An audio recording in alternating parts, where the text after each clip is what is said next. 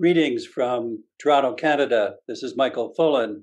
I'm very pleased to be able to talk with you about some ideas for school change and networking and the role of school principals, role of students and teachers and parents, all the things we've been working on for the last, many years, 30 years, let's say. But I would say that the most important finding we have is that 80% of our best ideas come from leading practitioners. That is what we do. Our modus operandi is to team up with local systems at the school level or medium level, do some important changes together, jointly determine them, you'll see, and then draw some conclusions, and then learn some lessons, and then do it better the next time. So this is practice chasing theory. This is not theory and research being the impositional part. It's grounded in practice, and you'll see a lot of this. So I want to just review a little bit with you about leadership, about where we are. We're working in a lot of different countries. All kinds of things are going on now, as you know, in 2020. So let's take a look at what we are learning, some of the things at least. Take a look at this slide, which I call "The Future is Up for Grabs." That is, we knew what was happening in 2019 and back from there. And I would say the first big ball on this slide says education was stalled. This was pre-COVID. So I'll show you some data, that evidence that reinforces this. But the most important point is that we weren't doing well anyways, almost anywhere. And then along comes COVID, and we have this enormous disruption. But during that period, which we're in the midst of still, obviously, there are, I call them pent-up ideas, because you then, when things stall, you take a look at what's happening, and you know certain things. People knew things weren't happening, but now they know more clearly. They know some of the issues, some more difficult issues come out.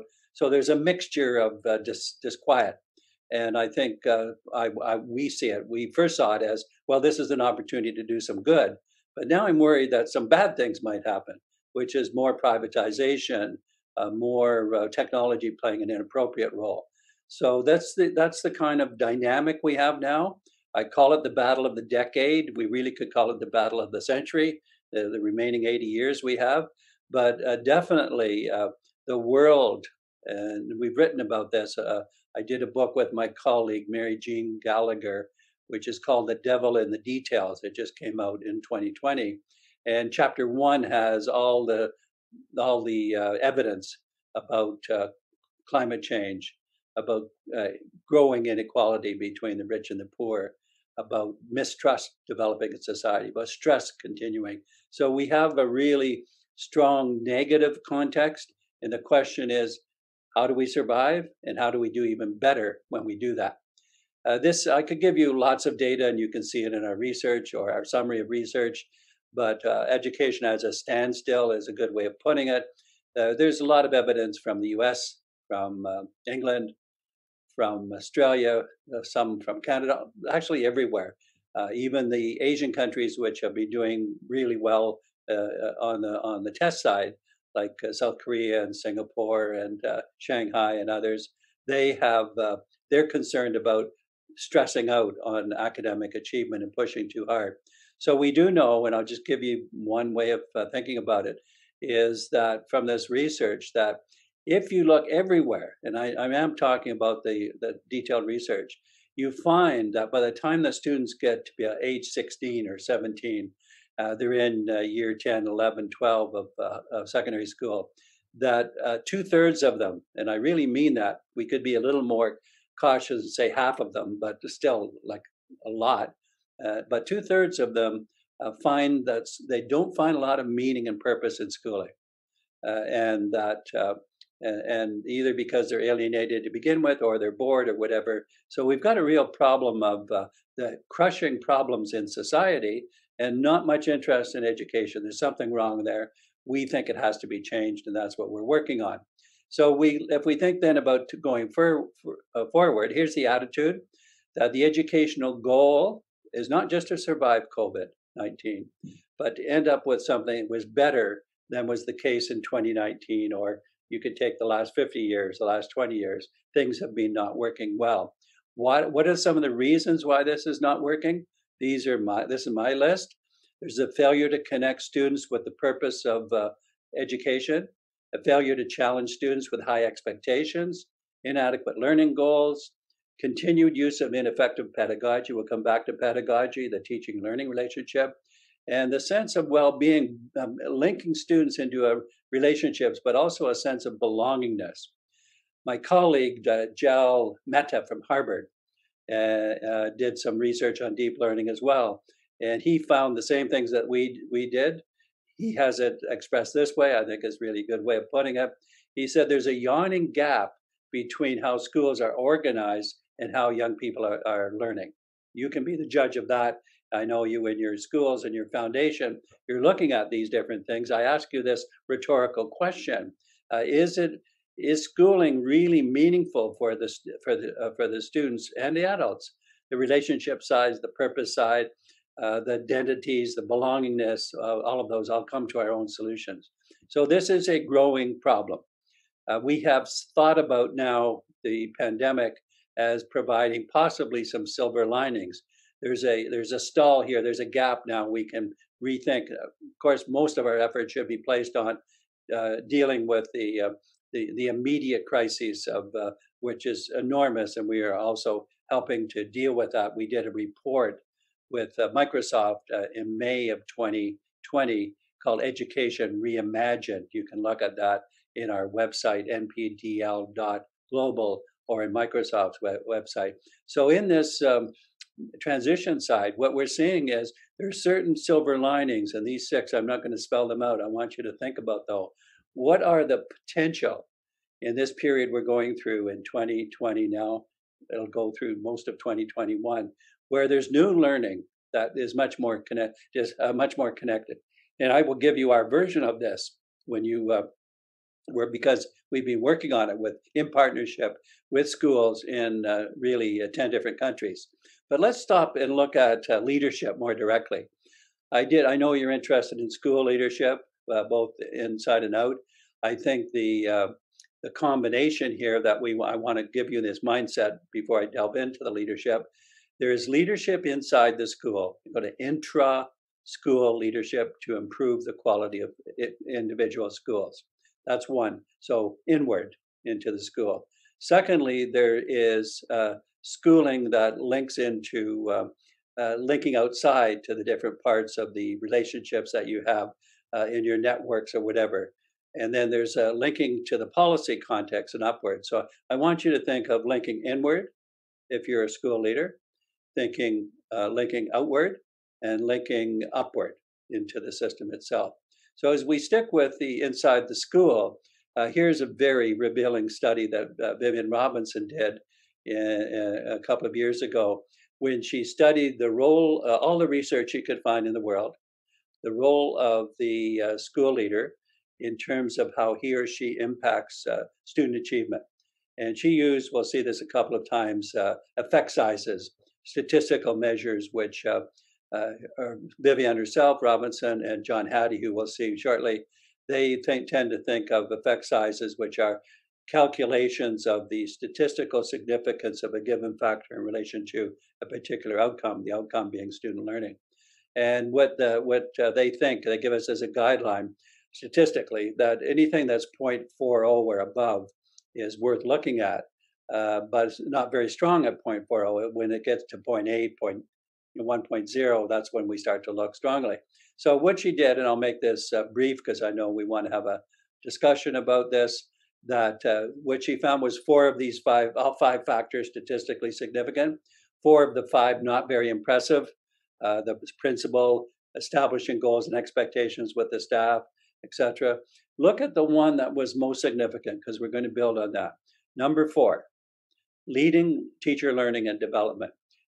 Put it in another language because this is the language that Vivian used and we use here. When the leader, and I really want to capture this phrase, participates as a learner with teachers and students to move the school forward, that's where they have the biggest impact. You'll see it's 0.84. very, very significant in statistical sense and substantial things. So think of the leader as an active, proactive participant with teachers and students and parents in moving the school forward. And we'll elaborate on that as we go from here. So we go to another background study, I guess I'll say. Andy Hargraves, who's one of my colleagues, we'll see him in a few minutes again with his most recent research on collaborative professionalism, that we did a book in 2002 called Professional Capital. You see it on the screen. And we said capital is a resource that you invest it, you get good things from it. And there's three kinds of capital when it comes to teachers: human, social, and decisional. Human is the quality of the individual. Social is the quality of the group. And decisional is the decisions you make to make for an impact. And what evidence do you use? So we're going to build on that for a few moments. What does this look like? In the book on the principle, I said the impact of maximizing change really boils down to three things. One is the extent to which the school leader is a lead learner. We'll unpack that several times in the next little while. So lead learner is big. Secondly, agent of change. What does the lead learner do to help cause change in the school or the network? And the third, system player. Not really a very clear, I guess I'll say, concept in terminology. But a system player is someone who's conscious of the bigger system they're working in and thinks about connecting that bigger system so they can take it into account, so they can sometimes have an impact on it, so that they can incorporate some ideas. We'll come across this again. So this is the inward part initially, lead learner, and then it eventually goes to system player external. So let's stick with the lead learner a little bit.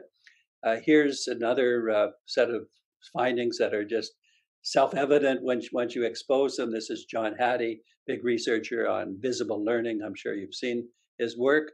He's been assessing the degree to which practices of teachers, particular name practices, like, for example, giving feedback to students or involving parents in learning, how much of an impact does it have on student learning? And he has like 250, I think, of these calculations, and we like his work. But the problem with it initially was these were individual practices of individual teachers. So when we started to talk more with him, we said, what about the collective? What about when the group is effective? What does the research say?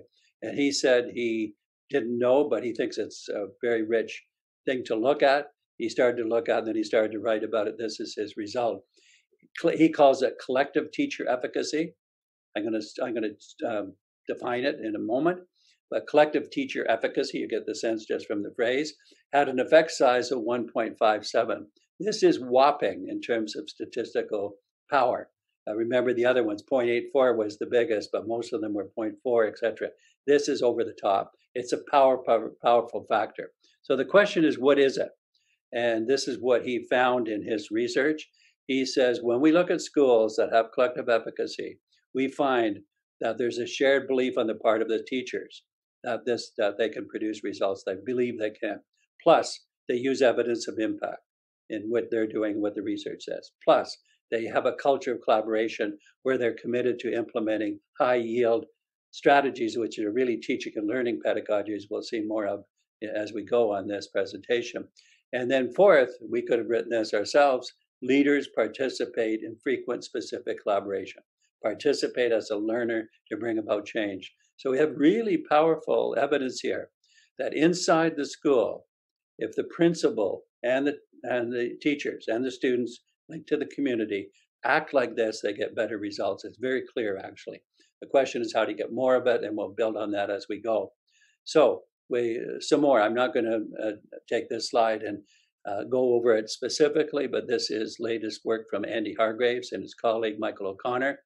They studied 7 networks of learning, professional learning around the world, 7 different countries actually. And what they found was these networks of, remember, these are outside the school now we're talking about, not just inside, that they were really producing some great results.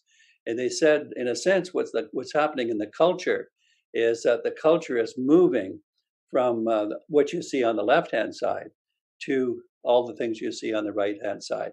That the power of this. So think of those 7 attributes there. We're going to look at some of them in detail as we go, but this is a shift, and this is my main point. There's a shift in the culture of the school, which is caused by good new leadership as well as teachers participating in this, that makes a difference in what impact we can have to involve students in learning and get results. So in our work on deep learning, I'm going to show you some of this before we finish. This gives you an idea. You can spend more time studying this, but we've said the new role for teachers in deep learning is that they're now moving, instead of being dispensers of knowledge or trying to do certain things that really develop important attributes, instead of just doing that, teachers are activators, they're culture builders, they're collaborators. This is the new role, and it's very powerful. So let's step outside just a little bit. One of my colleagues is Lyle Kurtman, who's looking at different competencies of leaders who are effective. And he has 6 prior competencies to this one, very consistent with what we saw from Vivian Robinson and John Hattie. But when he looked at what does the principal do with the outside, his 7th competency, I love this one because it's so neglected and it's so powerful. He said this competency is about building external networks and partnerships. And the 4 attributes you see here is what they do. Here's the way to think about it. The school principal, who's a lead learner inside the school, does good things to change the culture of the school. They do better things if they help the teachers link to the outside and have a 2-way street between what is happening outside, what can they contribute to the outside, and what can they learn from the outside. So they're continuing to develop in this direction. We call some of this connected autonomy. I don't have a lot of time to think about how we can explore ins and outs of this, but I think the concept probably, I hope, is intuitively appealing, because it says the way you should think about your role, whether you're a student or a parent, teacher, principal, and whatever, is that you are autonomous, but you're expected and you should interact with others to get things done. So this is, you have your autonomy, but you have your connection. You need both. You need it to feed in the same way. So a few more things just while we talk about this. This is a bit of a complicated diagram, I guess I would say, but it comes from our work on leadership from the middle. Think about this for a moment. Leadership from the middle. What's the middle? You can have the state, you can have local regions, and you can have local communities. 3 levels. I know in Germany you have the federal and the state levels. There's a subdivision there. But basically, the middle are the regional jurisdictions, or the school districts, or the networks of schools that we are finding are the most powerful. They're not isolated, but they're strong. They get stronger. So what we think about, as we just think about it in a nutshell, is that we need school principals and other people at the middle level to begin to facilitate collaboration at the schools that they work with, the networks, to link into the policy so they're connected. And if you're in the bottom, so to speak, using this language, you should be thinking about how you can exploit upward to relate to the other resources. So I want you to think of that this is bottom-up strength, that the school needs to combine its work on proactively linking to the region and to the outside, but building the strength of inside the school and the community to get the results. So a couple more, and you'll have these slides, and I know you'll have them available in German, and you'll be able to look at this. But success is found in the details. These are the elements that we're finding. They're inside the school. They're inside the linkage to the outside about being part of networks. We have a couple of lists of these. Here's another one, that all of these things must be developing and built into this. We've written about it. We've got videos on it, examples. If you go to michaelfullan.ca, CA for Canada, you'll see some of this. So now let's step back in the short time I've left here to leadership. And I did a book last year called Nuance. Great concept. It's fantastic. And nuance is the finding. The reason I got onto this is I was looking at leaders, a whole bunch of leaders that I knew, and that some of them were being very successful and some of them weren't. But they looked like they were focusing on the same things. If you look at their plans, vision, implementation, monitoring, support, they looked similar. But when I looked at their actual work, what they did, and you'll see in this book, if you have a chance to read it, there's 10 examples of it. Each example is 3 or 4 pages long, and they tell you by name what it looks like. And what it looks like is this, that some leaders are surfacers. They go about, they have the plan and all so forth, but they don't get into the depth of making change, such as we saw in collective efficacy. So they don't do that. And when I do look at the real nuancers, this is what I find. I find that their action is formed, and this is an odd word phrase even in English. Deep contextual literacy means that these leaders who are effective pay a lot of attention on what is happening in their context. They're understanding the culture in which they work, which is the school and the surrounding community and region, whatever. So that understanding context is the mark of these leaders. Here's another way of looking at it, I think, that their action is formed by this kind of deep contextual literacy. And another way of thinking about this is every time you change a job, this is the way I want to say it.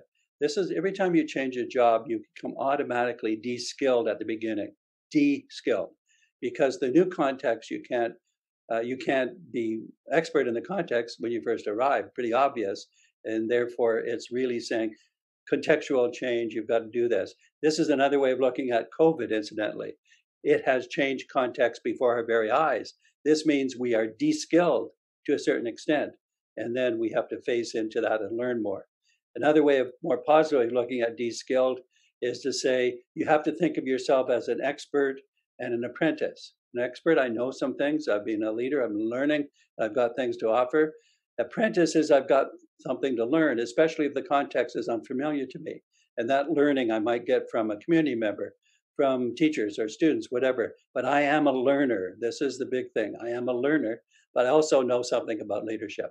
This next slide won't mean a lot to you in detail because I've just put together the 7 concepts of learning that are in the book of nuance, and these are they're interesting mixture because courage and humility, presence and building leadership, deep contextual literacy. When you look at this in more detail, you can study these, but I'm telling you that these are the leadership qualities that come really strongly to the fore for those proactive leaders that are developing leadership in others as well as being effective themselves.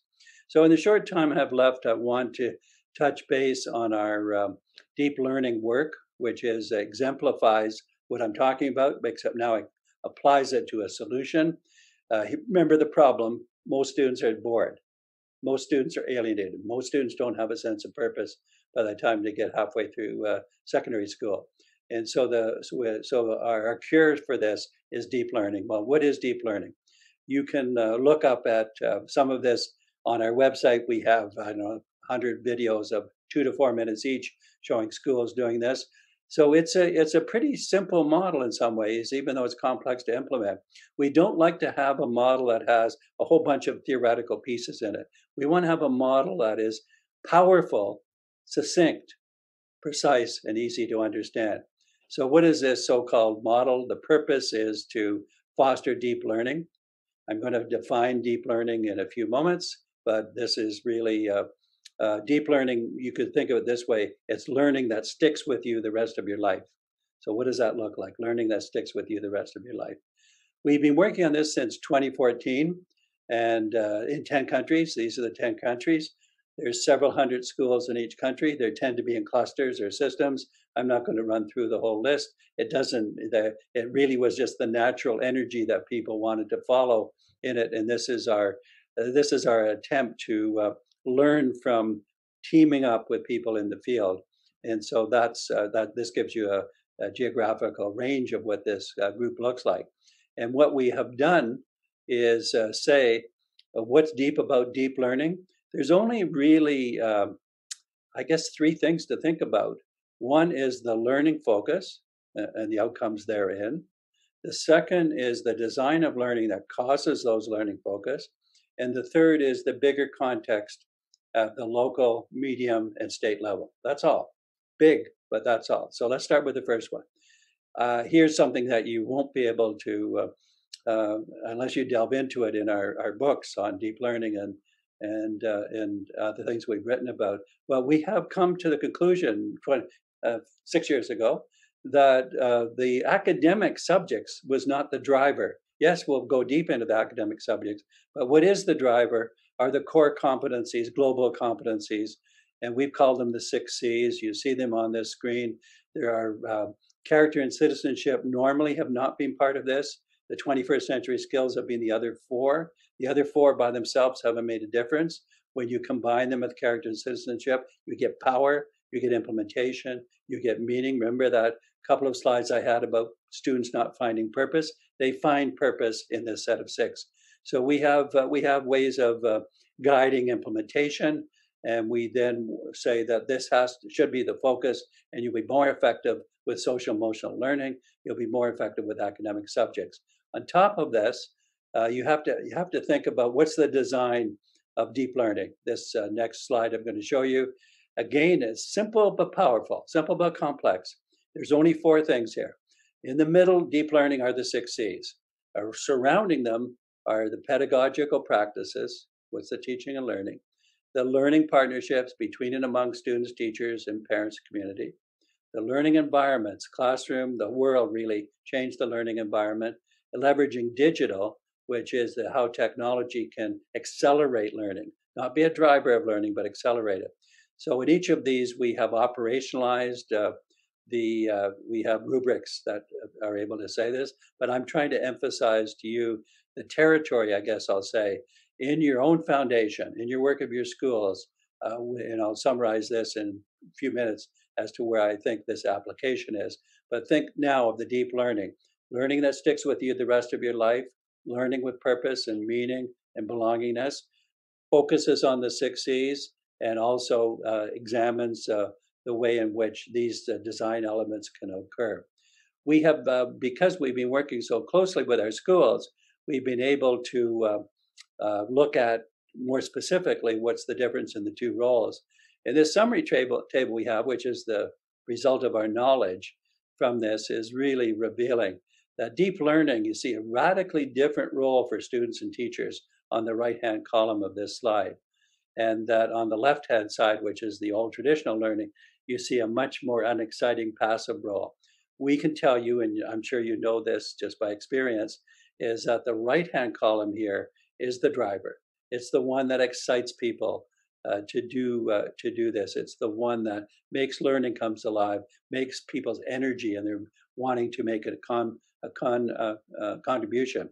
And overall, if I could put it this way, one of the phrases we came to in the first part of our learning, this is way back 6 years ago, 5 years, 4 years, it came from the students. And not this phrase, not necessarily, but definitely this concept that engage the world, change the world, was the way that students kind of best learned. It's the way they best thought about this. So all of this is about the theme of engaging the world and changing the world. So in short, and I'd be very interested in interacting with you about what you're doing in the foundation and your networks of schooling. I'm saying that you have to think of developing the culture of the school internally in terms of this collaboration. Number one, you have to make sure this school links to external networks the way that that competency I showed you, excuse me, the way that competency of external connection, because internal connection to external connection is powerful. We use a lot of sticky phrases, I'll call them. This one is go outside to get better inside. If you go outside, this is what Lyle Kirkman found, and you have a purposeful interaction, you're going to help the outside, but you're also going to get better inside. And then on the bigger picture, the system itself, there's that really systemness that I talked about that's even more important. So in short, I would say that we are right now at a critical point, 2020. The last 20 years, let's take a number, have been declining. less learning, less relevance, more problems in the world, social trust deteriorating, stress and anxiety going up. And yet we have now recently some examples of what it looks like, what the system would look like if it changed for the better. And I want to say to you that what I've tried to say today is that this is a system for the better. This is a system where we have some proof that it's for the better. And I think the next phase of this now is to change the role of all the players that I'm talking about, change it in specific ways that I've tried to provide some examples, and that we will find an increased engagement on the part of students. And finally, what I would say the most encouraging and exciting news about our findings is that those students who are alienated from traditional schooling, and there's an increasing number are like that, are those students who are, let's say, when we think about equity or inequality, are doing less well. Those are the very students that do better in this more relevant set of things I've described. And so that we can imagine now that schools who did less well in the existing system, along with all other students, 100% of them will do a lot better this way. And the whole thing will move forward, upward, and it'll be exciting. We'll be in a whole new era. This is the challenge of the next short while. I'd be glad to answer any questions or receive any comments from you. This can be very exciting. It can be very depressing because the world is kind of stuck now. The next few years will be critical. That's why we want to mobilize students, teachers, parents, the school as a school, the community, the regional network, the municipality. This is a big chance, and this is a big problem. And it's critical that we all have something to organize ourselves around. What I've tried to do is state the direction and give you some ideas about how we can go forward. Thanks very much. I look forward to hearing some of your reactions and interacting with you about these ideas. Thank you.